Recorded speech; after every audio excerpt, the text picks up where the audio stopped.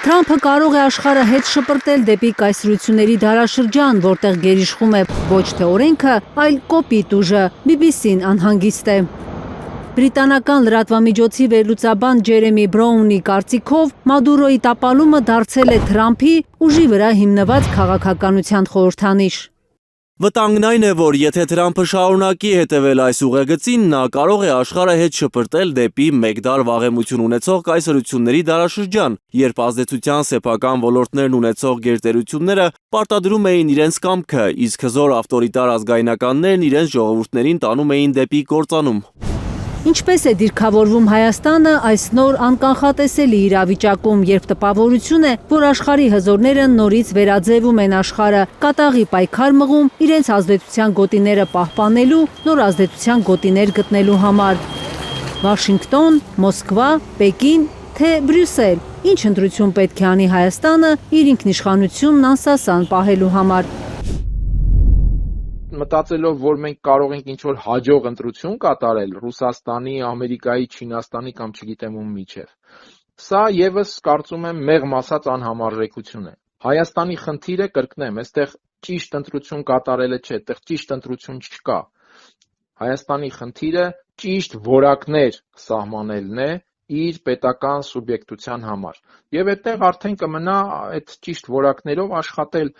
եւ Միացյալ Նահանգների, եւ Ռուսաստանի, եւ Չինաստանի, եւ բոլորի հետ, որովհետեւ հատկապես այսպիսի շրջափուլերում բոլորի հետ աշխատանքը պարտադիր, այսպես ասենք, նորմ է, եւ պետք է խուսափել ընտրություն կատարելուց։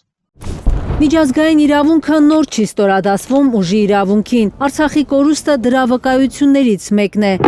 Ազգերի ինքնորոշման իրավունքը լիովին ոտնահարվեց միջազգային հանրության լուռ համաձայնությամբ, եւ այսօր էլ Ադրբեջանի նախագահը Հայաստանի հետ շարունակում է խոսել ուժի դիրքերից։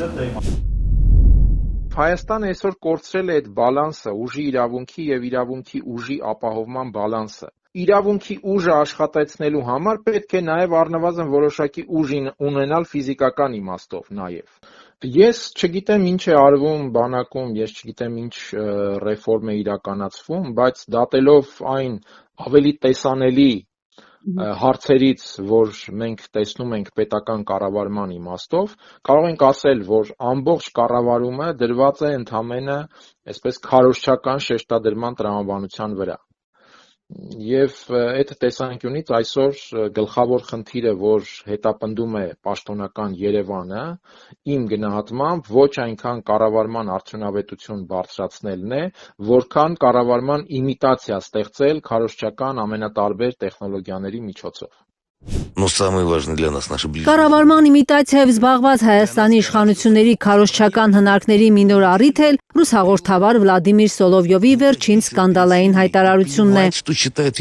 Սոլովյովը Թրամփի քայլերը վերլուծելով ասել էր, թե պետք է թքել միջազգային օրենքների վրա եւ եթե Ռուսաստանի ազգային անվտանգության համար անհրաժեշտ էր հատուկ ռազմական գործողություններ սկսել Ուկրաինայում, ինչու այդ նկատառումներից ելնելով չեն կարող նույնն անել իրենց ազդեցության տակ գտնվող այլ երկրներում, օրինակ Հայաստանում։ Վերլուծաբանների համոզմամբ անիրատեսական է Հայաստանում Ռուսաստանի որևէ ուժային գործողություն եւ Սոլովյովի հայտարարությունն ընդամենը նոր կայծ է տալիս մեր երկրում ՔՊԱ-ականների գեներացրած հակառուսական տրամադրություններին։ Հակոբ Բադալյանի կարծիքով Փաշինյանը որևէ քայլ չի արել, որը կստիպի Պուտինին մի հատուկ ռազմական գործողություն էլ Հայաստանում սկսել։ Տեղում է Գյումրիի ռուսական 102-րդ ռազմաբազան ու հապ կլքելու որևէ նախանշան չկա։ Չնայած ռազմաքաղաքական այդ դաշինքում Հայաստանի սառեցված կարգավիճակին։ Որևէ հարցում նա չի ստեղծել Ռուսաստանի համար ռազմավարական խնդիր առաջացնող ռիսկեր։ Իհարկե իր համար կենսական նշանակություն ունի Կովկասը, բայց այս փուլում Ռուսաստանի համար շատ ավելի կարևոր է Կովկասում չստանալ այնպիսի կոնֆլիկտային բեռ, որը իր համար կենթադրի ներգրավվելու մեծ պատասխանատվություն։ Նիկոլ Փաշինյանը իր քաղաքականությամբ ընդհանուր առմամբ Ռուսաստանին ազատում է այդ բեռից։ Վենեսուելայում Թրամփը բացել է Պանդորայի արկղը։ Արդյոք աշխարհը իրոք մեկ դար հետ կշպրտվի դեպի կայսրությունների դարաշրջան, թե կգտնի միջազգային հարաբերությունների խաղի նոր հուսալի կանոններ, որոնք կզսպեն գլոբալ պատերազմները։ Այս պահին չի համարձակվում կանխատեսել որևէ վերլուծաբան։ Կարնե Մանգասարյան, Էլեն Յահինյան, Հայլուր։ Հայաստանում ու աշխարհում տեղի ունեցող իրադարձությունների մասին առաջինն իմանալու համար բաժանորդագրվեք մեր ալիքին, սեղմեք զանգակը, որ բաց չթողնեք ամենահրատապը, կարևորն ու հետաքրքիրը։